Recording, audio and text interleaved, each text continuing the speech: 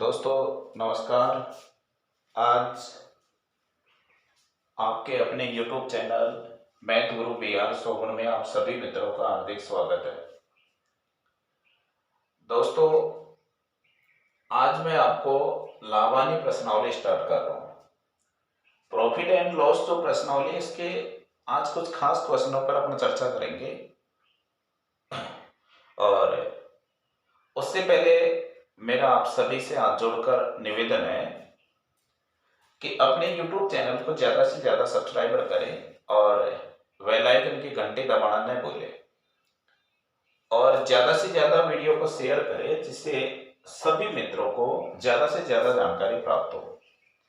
आज profit and loss प्रश्नावली के मैं आपको एक दो वीडियो बनाए थे, मैंने स्टेप वगैरह भी आपको सिखाई थी, लेकिन आज मैं आपको कुछ खास क्वेश्चन सिखाने जा रहा हूं जो वास्तविकता में प्रश्नावली के अंदर आपको बहुत अच्छे से कंपटीशन के अंदर आते हैं। और कंपटीशन के अंदर अच्छे अच्छे, जैसे आपका SSC हुआ, MTS हुआ, आज पटवारी ग्राम सेवक की भी बात करेंगे, SSC GD की भी बात करेंगे, रेलवे ग्रुप D की भी बात करेंगे। तो लगभग मैं सभी कंपटीशन की आज क्वेश्चनों को मिलाकर के और एक एक क्वेश्चन बारीकी से मैं स्टेप बाय स्टेप आपको सिखाऊंगा। आज मैं शुरू कर रहा हूं, तो इस वीडियो को आप अंत तक बने रहें और अच्छे से देखें, क्योंकि आज का वीडियो आपके लिए बहुत कुछ खास है। और वीडियो के खास प्रारंभिक तक में मैं आपको एक चीज बता देता हूं कि वीडियो के अंदर आपको आज बहुत कुछ सीखने को मिलेगा।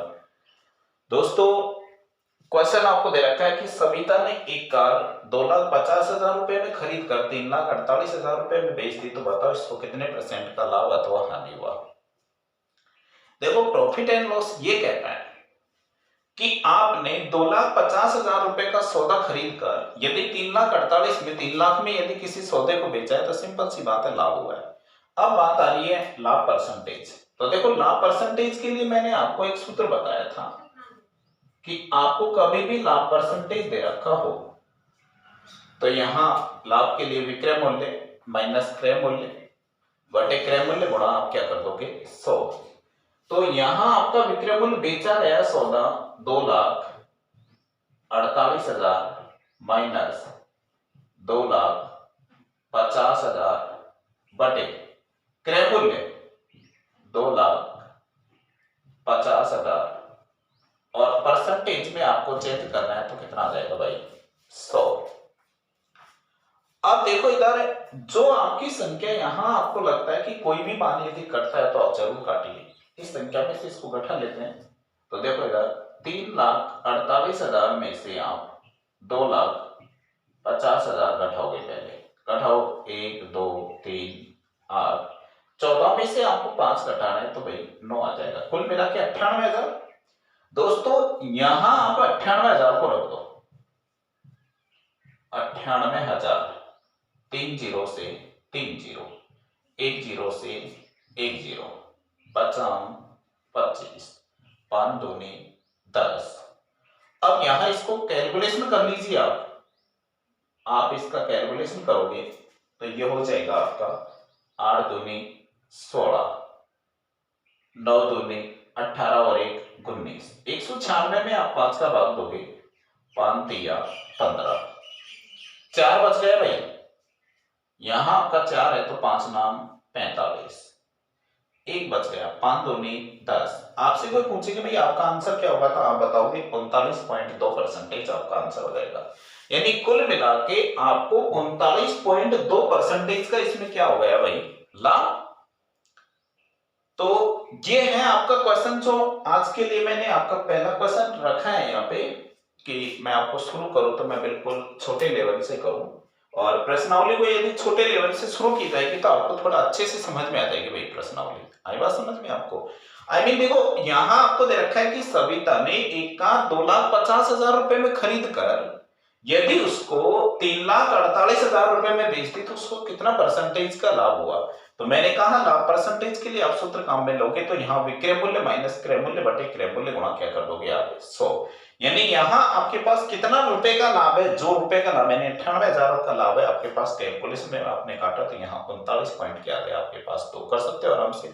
इस तरीके से आपको क्वेश्चन हल करना है। नेक्स्ट क्वेश्चन, अगला जो क्वेश्चन मैं आपको लेने जा रहा हूँ, क्वेश्चन बहुत ही खास है। देखिए भाई, क्वेश्चन पे मैं चर्चा कर रहा हूं। सबसे पहले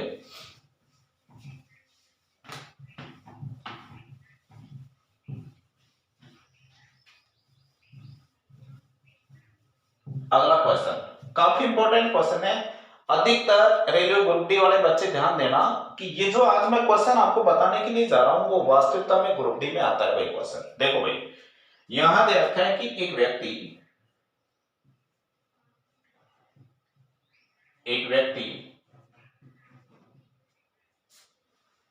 कुछ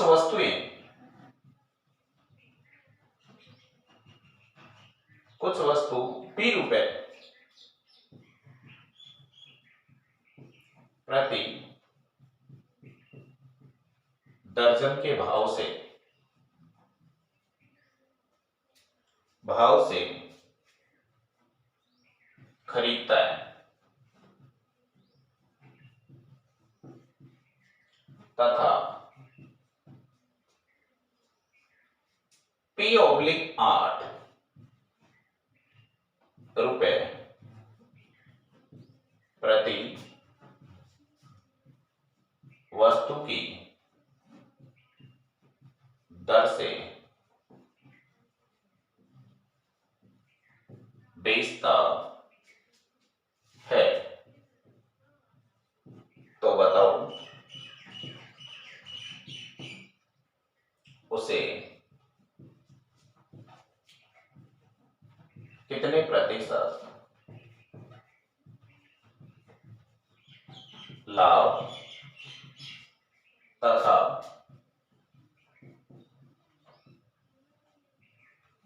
हानि हुआ। दोस्तों, पहले एक बार आप सभी मित्र क्वेश्चन को पढ़ लीजिए। मैं एक चीज बता देता हूं कि आप सबसे पहले यदि इस क्वेश्चन को पढ़ोगे तो आपको एक क्वेश्चन समझ में आ जाएगा। ये एसएससी का क्वेश्चन है, ये ग्रुप डी का क्वेश्चन है, ये रेलवे में आपको बार बार परेशान करता है भाई साहब। देखो भाई, क्वेश्चन क्या है कि एक व्यक्ति कुछ वस्तु P रुपए प्रति दर्जन के भाव से खरीदता है। कोई बात नहीं, खरीदना है तो क्रय मूल्य है, लेकिन ये महाराज आपको P/8 रुपए प्रति वस्तु की दर से बेचता है। तो बताइए उस व्यक्ति को कितने रुपए का लाभ अथवा हानि हुआ। दोस्तों, यहां आपको एक चीज पता होगा कि P रुपए प्रति दर्जन और P रुपए प्रति वस्तु, यानी ये चीज ऊंट है तो ये क्या है, इसका गधा। यानी जब तक नस्ल बराबर नहीं होगी जब तक आप उस प्रश्न को हल नहीं करोगे। तो देखो इधर मैं इसका क्रय मूल्य रख रहा हूं, क्रय मूल्य, और एक में आपका विक्रय मूल्य। ये इसका सेलिंग प्राइस है, वो उसका कॉस्ट प्राइस है। अब देखो P रुपए प्रति दर्जन इसका यदि कॉस्ट प्राइस है तो इसका सेलिंग प्राइस है। P/8 को आप 12 से गुणा करोगे। क्यों करोगे 12 से गुणा? क्योंकि भाई ये अब दर्जन बढ़ गया आपका।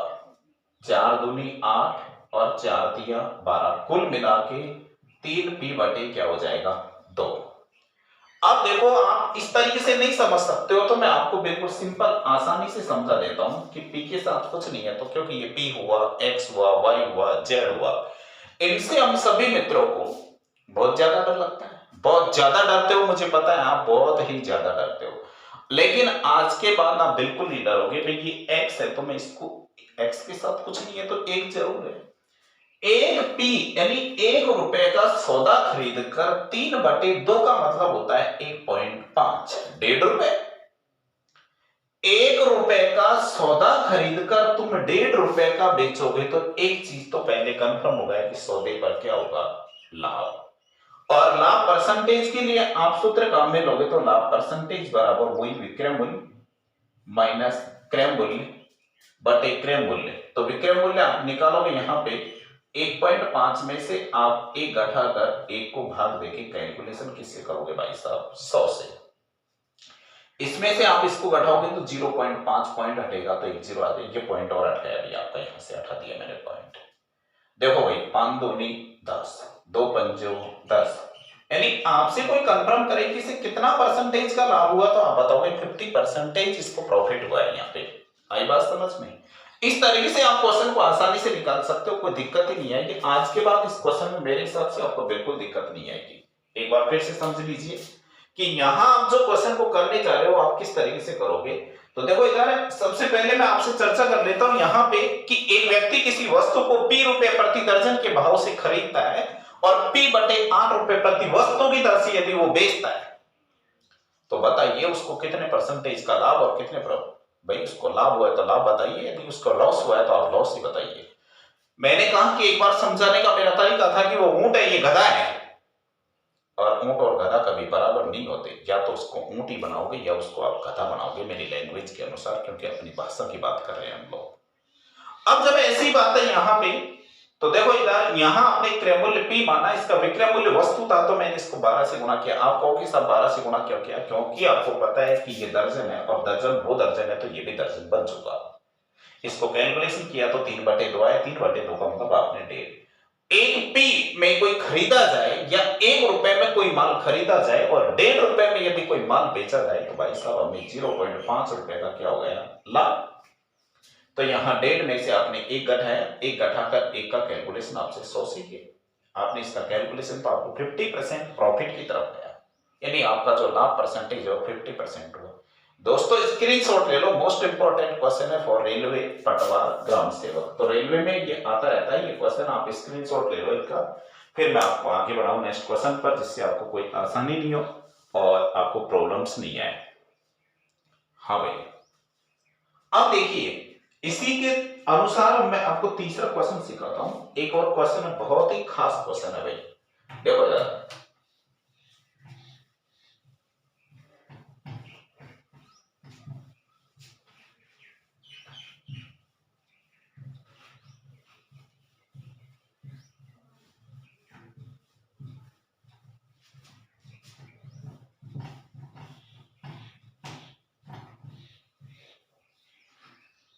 थर्ड क्वेश्चन, ये क्वेश्चन दे रखा है कि एक वस्तु कोई पुस्तक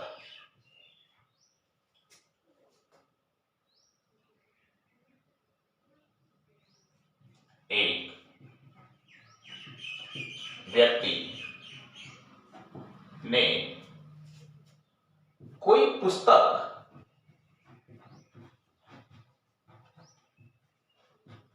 891 रुपए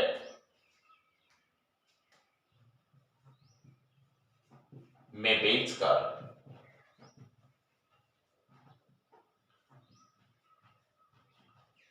लागत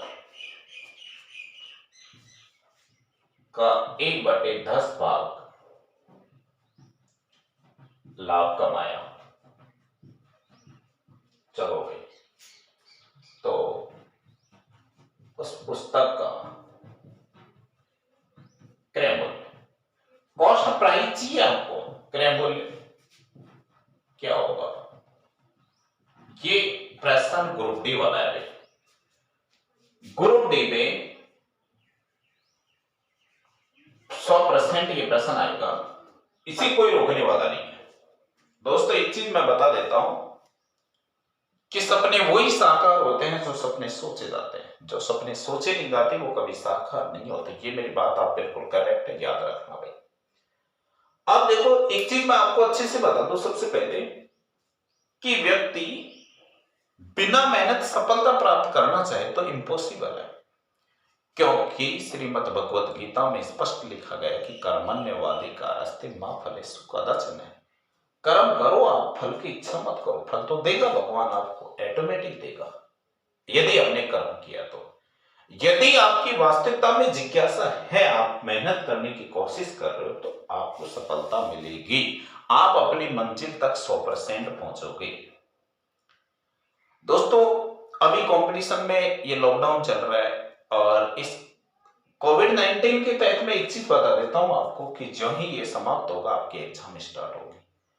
अब ये महामारी का कोई पता नहीं है कि ये महामारी, ये बीमारी ये है, ये कोरोना जो वायरस है, ये कोविड-19 है, ये कब खत्म होगा। लेकिन अभी थोड़े दिन बाद में भाई एग्जाम होना है। पहले भी एग्जाम, पहले बच्चों ने इंतजार किया। गई बार जब लॉकडाउन चला तो बच्चे सोच रहे थे कि यार आराम से कोई दिक्कत नहीं है और हम लोग आराम से पढ़ लेंगे, और हमारा जब क्योंकि छुट्टी है अभी, तो कोरोना जब खत्म होगा तब हमारी एग्जाम। लेकिन आपने देखा है कि राजस्थान पुलिस का एग्जाम राजस्थान के अंदर कोविड-19 के अंदर ही हो गया था। तो विशेष मेरा अनुरोध है कि ये जो आपका कोविड-19 में ही मुझे रेलवे का एग्जाम हो जाएगा, आपका हो जाएगा तो आपके लिए महाभारत हो जाएगा। इसलिए वीडियो देखते रहें, लगातार पढ़ते रहें और कोशिश करते रहें। कोई समस्या है तो मुझे कमेंट्स करते रहें। दोस्तों, एक व्यक्ति ने कोई वस्तु, कोई पुस्तक को 891 में बेचा है तो विक्रय मूल्य आपके पास मौजूद है। इसने कहा कि लागत का मैंने 1/10 भाग लाभ कमाया है, लागत आपके पास नहीं है, क्रय मूल्य।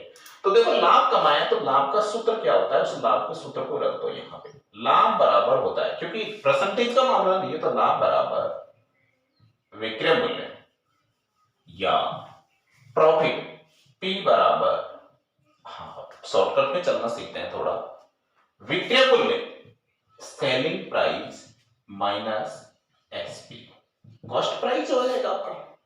अब देखो, लेकिन लाभ, मान लीजिए मैं इसका क्रय मूल्य यानी लागत, इसने कहा कि बेचकर लागत का 1/10 भाग लाभ कमाया है इसने। आई बात समझ में आपको? तो सबसे पहले लागत मूल्य यानी यही कॉस्ट प्राइस कितना लगा कर आए थे, तो कॉस्ट प्राइस आप मान लीजिए x मानोगे तो आपके पास प्रॉफिट आ जाएगा x का 1/10 या x/10 आ जाएगा। कोई दिक्कत? अब यहां पे रखिए, आपके पास विक्रय मूल्य दे रखा है, यहां बेचना यानी सेलिंग प्राइस आपको दे रखा है 891 रुपए का, कॉस्ट प्राइस भी आपको दे रखा है x/10 भाग दे रखा है, और प्रॉफिट आपको क्या दे रखा है भाई, x। क्यों उड़ते हो फालतू में आप? आपको उड़ने की जरूरत ही नहीं है। आप इसका पक्षांतर करने जा रहे हो तो यहाँ x प्लस x/10 बराबर आप आराम से 891 रख दो यहाँ पे। 10 से कम 10 और ये कितना हो जाएगा, 11x बटे क्या हो गया आपका 10, 11 8 88, 11 एकम 11। यदि आप x की वैल्यू निकालते हो तो यहाँ पे कितना आएगा भाई, 810। मैं कहूं कि आपका कॉस्ट प्राइस कितना होगा, तो आप यहाँ कॉस्ट प्राइस की वैल्यू बता सकते हो, क्योंकि इसकी वैल्यू यहाँ 810 है। तो आराम से सीपी, आपका जो सीपी दे रखा है ये 810 रुपए होगा, और आपका फाइनल आंसर भी आपका 810 रुपए माना जाएगा। इस तरीके से आप क्वेश्चन को हल कर सकते हो। अब भाई देखो इधर, फिर मैं एक बार आपको समझा देता हूं कि यहां कोई दिक्कत नहीं है। पहले आप आसानी से समझोगे, उसके बाद आपको बिल्कुल भी दिक्कत नहीं आएगी प्रश्न पर। तो देखो इधर, मैंने कहा ये तो इसका ये तरीका है, मैं दूसरा तरीका बता दूंगा आपको। अब कि कोई व्यक्ति 891 रुपए, इसका सीपी, एसपी आपको यहाँ 891 दे रखा है, सीपी आपके पास नहीं था, लेकिन आपके पास इसने सीपी एक्स मानकर आप प्रॉफिट एक्स का 1/10 भाग दे रखा है। कर लिया प्रश्न हल आपने, और जो ही आपने इसका पक्षांतर किया तो यहाँ 11x/10 आ गया, इसकी वैल्यू आपने निकाली तो x की वैल्यू 810। ये आपका यही पूछ रहा था कि इसका सीपी क्या होगा। देखो एक बार कि यदि आप इस तरीके से इस क्वेश्चन को नहीं करना चाहते हो तो आप इसको करोगे किस लेवल पे। देखो एक बार मेरी बात को समझ लो, फिर उसके बाद आपको बातें समझ में आ जाएंगी। यदि आप मानक राशि इसकी 100 मानते हो, थोड़ी देर के लिए आप इसकी मानक राशि क्या मानते हो, 100, यानी आपके पास सीपी की वैल्यू 100 है, तो पी आपके पास कितना आ जाएगा, 100 का 1/10 भाग 0 से 0 हो जाएगा, तो प्रॉफिट आपके पास कितना आ गया भाई, 10। करेक्ट है आपके पास। अब आपको पता है यहां पे कि यदि देखो इस सूत्र से आपको एक चीज समझ में आ जाएगी कि प्रॉफिट आपके पास है, सीपी आपके पास है, आपके पास एसपी चाहिए आपको, तो एसपी बराबर क्या हो जाएगा यहां, यानी पी बराबर, इसी से लो, पी बराबर पी प्लस सीपी बराबर आपका एसपी होगा। करेक्ट है।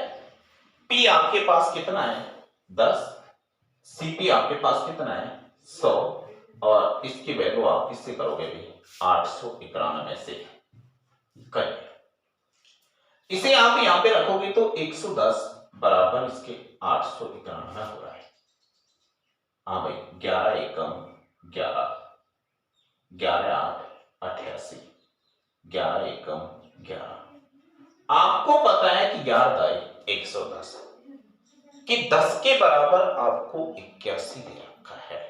समझना मेरी बात को, कि 10 के बराबर आपको 81 दे रखा है, तो 1 के बराबर क्या होगा भाई? 1 बराबर 81 बटे क्या हो जाएगा? 10। तो फिर 100 के बराबर क्या होगा भाई साहब? 0 से 0। आपसे कोई पूछे कि आपका आंसर क्या होगा तो आप क्या बताओगे? 810 बताओगे ना। इस तरीके से आया समझ में आपको?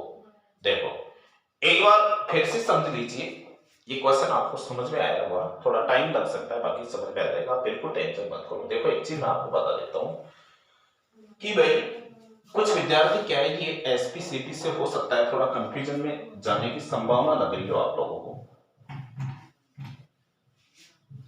देखो भाई सबसे पहले हमें लोग एक बात कर लेते हैं कि यहां आपका विक्रय मूल्य क्या है। तो मैंने आपको किसी मित्र ने, यदि वीडियो फर्स्ट ने देखा हो प्रॉफिट एंड लॉस का, तो वीडियो फर्स्ट देखना भाई। विक्रय मूल्य बराबर होता है क्रय मूल्य प्लस क्या होगा? लाभ। क्रय मूल्य दोस्तों आप 100 मान लो, इसका आप 1/10 निकालोगे तो 10 आपके पास लाभ हो जाएगा। विक्रय मूल्य आपके प्रश्न में दे रखा है आपको 891, इसकी आप वैल्यू रखते हो तो 110 के बराबर 891 है, तो 1 के बराबर यहां 81 बटे क्या आ रहा है भाई? 10। या फिर आप इसे 8 पॉइंट क्या करोगे? 1। और कोई दिक्कत नहीं। जब 1 की वैल्यू 8.1 है तो आपको पता है नहीं तो 100% चाहिए, तो 100 की वैल्यू क्या हो जाएगी? 810। आपसे कोई पूछे कि आपका क्रय मूल्य क्या होगा तो क्या बताओगे आप? 810। इस तरीके से आप क्वेश्चन को आराम से आप कर सकते हो, आपको कोई दिक्कत नहीं आएगी। और इस तरीके से आप लगातार हमारे YouTube चैनल पर बने रहें। दोस्तों कोई भी आपको प्रॉब्लम्स आए तो आप सीखते रहें, मुझे बताते रहें। कोई भी आपको दिक्कत आए तो कमेंट्स में मुझे कमेंट्स में आप जरूर बताएं, जिससे मैं आपकी प्रॉब्लम का सॉल्यूशन कर सकूं और फिर मैं आपको नेक्स्ट वीडियो में बताऊंगा बाकी कुछ इसके अंदर। तो प्रॉफिट एंड लॉस तक बने रहें आप लोग, और ज्यादा से ज्यादा अपने मित्रों को शेयर करें ये वीडियो, जिससे अपने मित्रों को जानकारी मिलती है। धन्यवाद मित्रों।